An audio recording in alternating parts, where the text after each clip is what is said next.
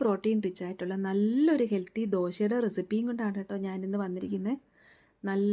നിങ്ങൾ ഈ ദോശ കണ്ടു നോക്കിയാൽ തന്നെ നിങ്ങൾക്ക് അറിയാൻ പറ്റും ഇതിനകത്ത് ആഡ് ചെയ്തിരിക്കുന്ന ഇൻഗ്രീഡിയൻസ് എന്തുമാത്രം ഗുണമുള്ള ഇൻഗ്രീഡിയൻസ് ആണ് ഇതിൽ ആഡ് ചെയ്തിരിക്കുന്നതെന്ന്.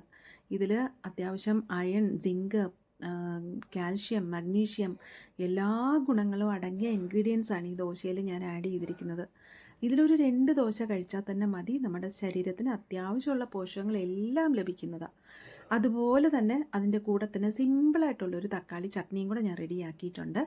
അപ്പം ഇവിടെ ഞങ്ങൾക്ക് 4 പേർക്ക് കഴിക്കാനുള്ള അളവാണ് എടുത്തിട്ടുള്ളത്. നിങ്ങളുടെ വീട്ടിൽ എത്ര മെമ്പേഴ്സാണ് ഉള്ളതെന്ന് വെച്ചാൽ അതിനനുസരിച്ച് മാറ്റം വരുത്തിക്കൊണ്ടാൽ മതി. ഞാനൊരു ചെറിയ കപ്പ് കടല, ഒരു ചെറിയ കപ്പ് ചെറുപയർ, അതേ കപ്പിൽ 1 കപ്പ് പച്ചരി, അതേ കപ്പിൽ 1/2 കപ്പ് ഉഴുന്നിൽ, 1 ടേബിൾ സ്പൂൺ ഉലുവയും കൂടെ കുതിരാനിട്ട് വെച്ചിട്ടുണ്ടായിരുന്നു രാത്രിയിൽ മൊത്തം. ഇനി രാവിലെ ആയപ്പോൾ കടല നന്നായിട്ട് കഴുകി എടുത്തിട്ട് കടല പ്രത്യേകം അരച്ചെടുത്ത് നല്ല ഫൈനായിട്ട് അരച്ച് അങ്ങോട്ട് മാറ്റി വെച്ചു. ഇനി നമുക്ക് ചെറുപയർ അരച്ചെടുക്കാം. ചെറുപയർ അരയ്ക്കുമ്പോഴത്തേക്ക് അതിനകത്ത് കുറച്ച് സംഭവങ്ങൾ ഇട്ട് കൊടുക്കാം. അതായത് ഒരു 4-5 പല്ല് വെളുത്തുള്ളി, ഒരു ചെറിയ കഷ്ണം ഇഞ്ചി, ഒരു 2 പച്ചമുളക്, ഒരു എരിവിൻ്റെ ആ ഒരു ഫ്ലേവറിന് വേണ്ടിയിട്ട് ഒരു 1/2 കൈ കറിവേപ്പിലയ്ക്കൊക്കെ നല്ല ഗുണമുള്ളതാണ്. അപ്പം അതും കൂടെ അരച്ചെടുത്ത് അങ്ങോട്ട് ഒഴിച്ചു കൊടുത്തിട്ടുണ്ട്. ഇനി നമുക്ക് ഉലുവയും ചേർത്ത് കുതിരാനിട്ടിട്ടുണ്ടായിരുന്നു, അതങ്ങോട്ട് അരച്ച് മാറ്റി ഒഴിച്ചു കൊടുക്കാം. അതിനുശേഷം നമ്മുടെ പച്ചരി വെള്ളത്തിലിട്ടിട്ടുണ്ടായിരുന്നു, അതും കൂടെ നന്നായിട്ട് അരച്ചെടുത്ത്. അപ്പോൾ മാവിനുള്ള സംഭവങ്ങളെല്ലാം നമുക്ക് റെഡിയായി, എല്ലാം അരച്ചെടുത്തിട്ടുണ്ട്. ഇനി അല്പം ഉപ്പും കൂടെ ചേർത്ത് കൊടുത്തിട്ട് അതൊന്ന് മിക്സ് ചെയ്ത് അങ്ങോട്ടൊന്ന് മാറ്റി വയ്ക്കാം. വെള്ളമൊന്നും ഒരുപാട് കൂടി പോകാണ്ട് നല്ല ദോശമാവിൻ്റെ കറക്റ്റ് പരുവത്തിന് നമുക്ക് അതും മിക്സ് ചെയ്ത് വയ്ക്കാം. ഇനിയാണ് നമ്മുടെ താരം വരാൻ പോകുന്നത്. എന്താണെന്ന് വെച്ചാൽ മുരിങ്ങയില. നല്ല മുരിങ്ങയിലയുടെ ഗുണങ്ങൾ അറിയാൻ വയ്യാത്തവരാരും കാണില്ല. നല്ല ഗുണമുള്ള മുരിങ്ങയില. ഈ മുരിങ്ങയില നമുക്ക് എത്ര വേണമെങ്കിലും ദോശയിലിടാം. കുറച്ച് നമ്മൾ ആവശ്യത്തിന് മാത്രം എടുത്തങ്ങോട്ട് ഉതിർത്ത് വെച്ചിട്ടുണ്ട്. ഇനി ഒരു പാൻ അടുപ്പിൽ വെച്ച് കൊടുത്തതിന് ശേഷം ഒരു 2 സവാള പൊടിയായിട്ടരിഞ്ഞ് ഒന്ന് വഴറ്റിയെടുക്കാം.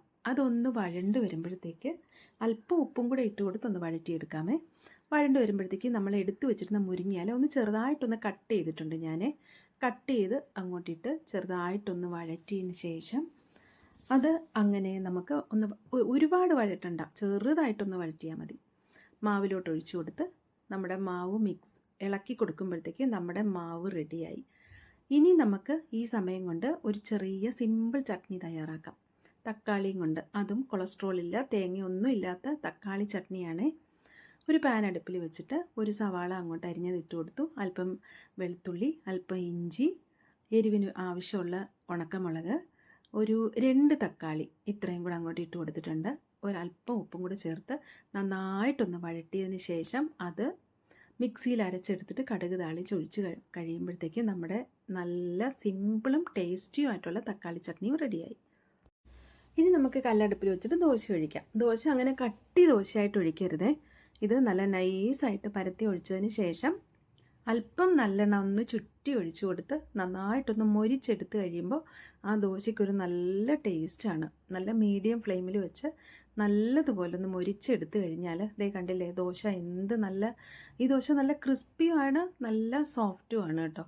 ഈ ഒരു ദോശ ഭയങ്കര ഗുണമുള്ള ദോശയാണ്. എത്ര നല്ല ഹെൽത്തി ഇൻഗ്രീഡിയൻസ് ആണ് ഈ ദോശയിലുള്ളതെന്ന് നിങ്ങൾ കണ്ടതാണല്ലോ. അപ്പം ഈ തക്കാളി ചട്നിയും കൂടെ ചേർത്ത് നിന്ന് കഴിക്കുമ്പോഴത്തേക്ക് നല്ല ടേസ്റ്റുമാണ്. നമ്മുടെ ശരീരത്തിന് അത്യാവശ്യം എല്ലാ പോഷകങ്ങളും കിട്ടുന്ന ഒരു ദോശയാണ്. അപ്പോൾ എല്ലാവരും ട്രൈ ചെയ്ത് നോക്കുക. വീഡിയോ കണ്ടിട്ട് ചാനലും കൂടെ ഒന്ന് സബ്സ്ക്രൈബ് ചെയ്ത് സപ്പോർട്ട് ചെയ്യണേ.